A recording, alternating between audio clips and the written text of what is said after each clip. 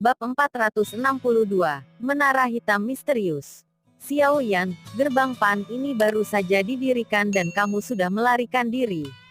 Selama bertahun-tahun saya menjadi bagian dari unit penegakan hukum, ini adalah pertama kalinya saya melihat pemimpin yang tidak bertanggung jawab seperti itu. Wu Hao mengeluh tanpa daya kepada Xiao Yan yang dengan cepat berjalan di depannya di jalan yang luas ini. Setelah orang ini mengkonfirmasi nama faksi sebelumnya, dia telah melemparkan masalah penyelesaian siswa baru ke Sun Er dan Wu Jia sebelum menemukan alasan untuk menyelinap pergi. Mereka akan bisa menyelesaikannya dengan benar. Saya hanya menciptakan efek mengumpulkan hati orang. Sekarang saya telah menarik orang. Saya secara alami dapat mengandalkan keduanya untuk menyelesaikan masalah yang merepotkan. Tidak akan terlambat bagi kami untuk menunjukkan diri dan bertanggung jawab jika seseorang membuat masalah. Xiao Yan memperlambat langkahnya dan tertawa ke arah Wu Hao. Setelah itu, dia menoleh dan menatap jalan luas di sekitarnya. Pada saat ini, akan ada beberapa siswa yang lebih tua dari Akademi Dalam yang bergegas melewati jalan. Namun, tidak banyak orang yang memberikan banyak perhatian pada Xiao Yan dan Wu Hao. Jelas tidak semua siswa yang lebih tua pernah mendengar nama pemimpin gelombang siswa baru ini. Wu Hao tanpa daya menggelengkan kepalanya. Dia kemudian mengangkatnya, melihat ke jalan, yang membentang ke segala arah, dan bertanya, "Kemana Anda berencana pergi?" "Ayo pergi ke utara untuk melihat." Jari Xiao Yan perlahan menggosok cincin hitam sambil mengangkat dagunya ke utara. Setelah mendengarkan apa yang dikatakan Yao Lao tadi malam, dia mungkin bisa mendapatkan beberapa petunjuk tentang api surgawi, jika dia mencari di area umum itu. Xiao Yan saat ini merasa tidak sabar ketika harus mencari api surgawi, untuk memungkinkan dirinya meningkatkan kekuatannya dengan cepat. Karenanya, dia tidak ingin menunda bahkan untuk sesaat. Utara, Wu Hao tertegun sejenak sebelum dia menganggukkan kepalanya dengan acuh tak acuh. Bagaimanapun, mereka telah keluar untuk membiasakan diri dengan halaman sekolah. Tidak masalah kemana mereka pergi. Ayo pergi. Xiao Yan melambaikan tangannya. Kakinya tiba-tiba menginjak tanah. Setelah ledakan energi, seluruh tubuhnya mengeluarkan suara siu saat dia melesat pergi. Kecepatan tubuhnya menyebabkan beberapa siswa yang lebih tua datang dan pergi menunjukkan kejutan di mata mereka. Orang ini, Wu Hao menggelengkan kepalanya. Beberapa douki berwarna darah tiba-tiba muncul di kakinya. Saat douki sedikit berfluktuasi, tubuh Wu Hao juga menjadi sedikit ilusi. Segera, tubuhnya bergetar dan benar-benar aneh menghilang dari tempat itu. Ketika dia muncul berikutnya, dia sudah 10 meter jauhnya. Dalam beberapa kilatan, dia dengan cepat mengejar Xiao Yan. Dari agility douki yang ditunjukkan oleh Xiao Yan dan Wu Hao, tidak diragukan lagi bahwa yang terakhir tampak sedikit lebih halus. Jika dia bertarung dengan orang lain, kelincahan semacam ini akan menyebabkan lawannya sakit kepala. Sungguh teknik agility dou yang aneh. Para siswa yang lebih tua datang dan pergi menyaksikan bayangan berdarah yang menghilang dari pandangan mereka, dan mau tidak mau menyuarakan pujian mereka. Ukuran Akademi Dalam sangat besar sehingga sedikit di luar perkiraan Xiao Yan dan Wu Hao. Mereka berdua menghabiskan energi mereka dan berlari liar selama hampir setengah jam. Namun, mereka masih belum mencapai batas Akademi Dalam. Sepanjang jalan, mereka sering dapat melihat beberapa lingkaran pertempuran di mana orang-orang berdebat dan bertengkar sengit. Ada cukup banyak orang yang menonton di sekitar mereka. Beberapa orang, yang lebih banyak bicara, akan meneriakkan celah yang diperlihatkan oleh kedua petarung itu saat mereka menonton. Pada akhirnya, itu menyebabkan kedua orang yang bertarung merasa lebih khawatir semakin mereka bertarung. Pada akhirnya, mereka hanya bisa menarik tangan mereka dan menarik kembali dengan wajah yang penuh dengan kesedihan. Mereka yang bisa masuk Akademi Dalam Akademi Jianan memang bukan orang biasa. Penglihatan mendalam semacam ini cukup untuk menyebabkan siswa akademi luar itu tidak dapat menandingi. Xiao Yan menghela nafas ketika dia menarik pandangannya dari lingkaran pertempuran tertentu. Sebagian besar siswa di sini telah menjalani berbagai pemurnian. Jika salah satu dari mereka secara acak ditempatkan di sebuah kerajaan di dalam benua, kemungkinan mereka akan diperlakukan sebagai jenius. Penglihatan orang-orang ini tidak mengejutkan. Wu Hao tersenyum dan melanjutkan, namun, suasana di sini memang cukup sengit. Mereka akan segera memulai pertarungan di tempat untuk menyelesaikan perselisihan. Xiao Yan tersenyum dan mengangguk.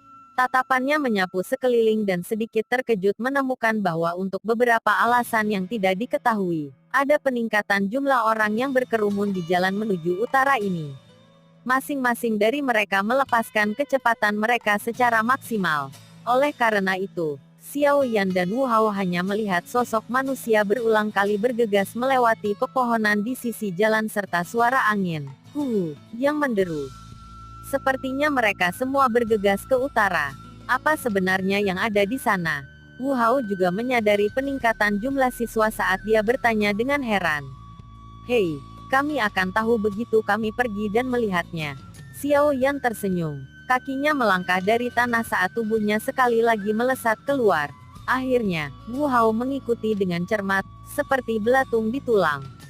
Perjalanan cepat kali ini berlangsung selama 20 menit lebih sebelum kecepatan Xiao Yan dan Wu Hao berangsur-angsur melambat. Masa hitam besar, yang terdiri dari banyak siswa yang berhenti, muncul di depan mereka pada saat ini. Kenapa ada begitu banyak orang? Xiao Yan tidak bisa menahan diri untuk tidak tercengang saat dia melihat sekumpulan orang kulit hitam yang seperti semut ini. Saya tidak tahu, Wu Hao juga tidak terbiasa dengan tempat ini. Oleh karena itu, dia hanya bisa menggelengkan kepalanya tanpa daya. Xiao Yan membelai dagunya dengan tangannya. Dia melihat sekeliling sebelum dengan cepat tiba di bawah pohon besar. Dia berbicara kepada Wu Hao, "Ayo naik dan lihat." Setelah dia mengatakan ini, Xiao Yan melompat ke cabang pohon tanpa menunggu jawaban Wu Hao. Tubuhnya seperti monyet yang lincah saat dia memanjat pohon dengan sangat lincah. Hanya dalam belasan detik tubuhnya muncul di atas pohon besar dengan satu lompatan. Xiao Yan menyaksikan pemandangan di bawah dari sudut pandang yang tinggi saat dia berdiri di atas pohon. Tatapannya melayang melewati massa hitam dari kerumunan manusia dan langsung menyapu ke depan. Segera, wajahnya terkejut, mulutnya juga sedikit terbuka. Ini, sebuah daerah tertekan muncul dalam pandangan Xiao Yan. Di dalam depresi itu ada menara hitam yang sangat besar yang terkubur di bawah tanah, hanya memperlihatkan ujung menara dan pintu masuk yang gelap. Menara itu terkubur di dalam tanah. Adegan yang sangat aneh ini menyebabkan keheranan di wajah Xiao Yan menjadi semakin padat. Itu lama kemudian sebelum dia secara bertahap pulih dan bergumam, "Jangan bilang bahwa ini adalah apa yang disebut menara pemurnian Ki Langit berkobar. Ini benar-benar tidak terduga. Apakah itu benar-benar terkubur di bawah tanah? Bisakah seseorang masuk dan berlatih di sana?" Tatapan Xiao Yan menyapu detail di seluruh lapisan menara yang berada di atas tanah. Dia tiba-tiba merajut alisnya ketika dia menemukan bahwa ruang di sekitar tubuh menara tampak agak bengkok dan memiliki beberapa kerutan. Dia telah melihat pertahanan semacam ini di aula koleksi buku Akademi Luar. Tuan yang baik, mereka sebenarnya secara khusus menempatkan tingkat pertahanan ini. Menurut apa yang telah dijelaskan oleh wakil kepala sekolah Hugan terakhir kali, Xiao Yan jelas tahu bahwa untuk mengatur pertahanan semacam ini yang memutar ruang, seseorang harus memiliki setidaknya kekuatan Douzun. Douzun, Xiao Yan tertawa pahit dan menggelengkan kepalanya. Orang yang kuat dari kelas ini benar-benar terlalu menakutkan. Mereka sebenarnya dapat menggunakan ruang, sesuatu yang halus dan tidak terlihat, untuk melakukan apapun yang mereka suka. Dunia menakutkan macam apa Dou Seng, atau bahkan Dou Di yang berada di atas keduanya. Sama seperti Xiao Yan yang berulang kali mengagumi kekuatan menakutkan dari seorang elit Douzun, suara angin kencang yang besar muncul tidak jauh di belakangnya. Dia menoleh dan sedikit terkejut menyadari bahwa puluhan sosok manusia melintas dari jauh. Kecepatan orang-orang ini sangat cepat. Dalam waktu kurang dari 10 detik, sosok manusia dengan mantap dan teratur muncul di cabang-cabang beberapa pohon besar di samping Xiao Yan. Orang-orang ini cukup kuat. Setelah memeriksa sosok manusia ini dari dekat, Xiao Yan menyadari bahwa lusinan sosok manusia ini semuanya mengenakan lencana, mirip dengan daun, di dada mereka. Tampaknya orang-orang ini semua berasal dari faksi yang sama. Ah, memang ada banyak faksi di Akademi Dalam. Gerbang Pan, kita baru saja dibuat. Xiao Yan tertawa getir dan menggelengkan kepalanya.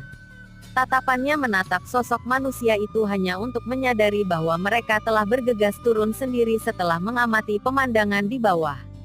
Sekelompok besar orang menyelam dari ketinggian di udara sebelum mereka langsung menyerang ke depan kelompok besar massa hitam dengan cara yang sangat kasar dan tidak masuk akal.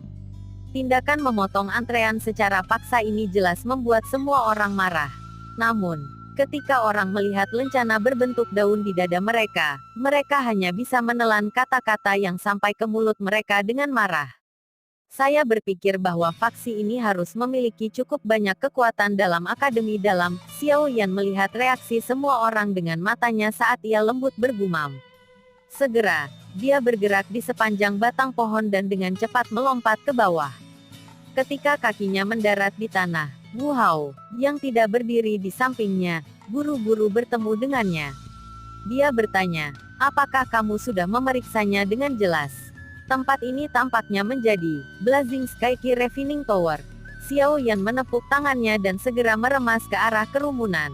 Dia tersenyum dan berkata, ayo pergi, mari kita lihat apa gunanya.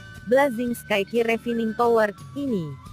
Itu benar-benar dapat memungkinkan orang untuk berlatih dengan kecepatan luar biasa. Petik 2. Ini adalah menara pemurnian ki langit berkobar. Ekspresi Wu Hao sedikit gembira saat mendengar ini. Dia buru-buru mengikuti Xiao Yan dan melakukan yang terbaik untuk masuk ke kerumunan manusia. Jelas dia juga sangat tertarik dengan hal ini.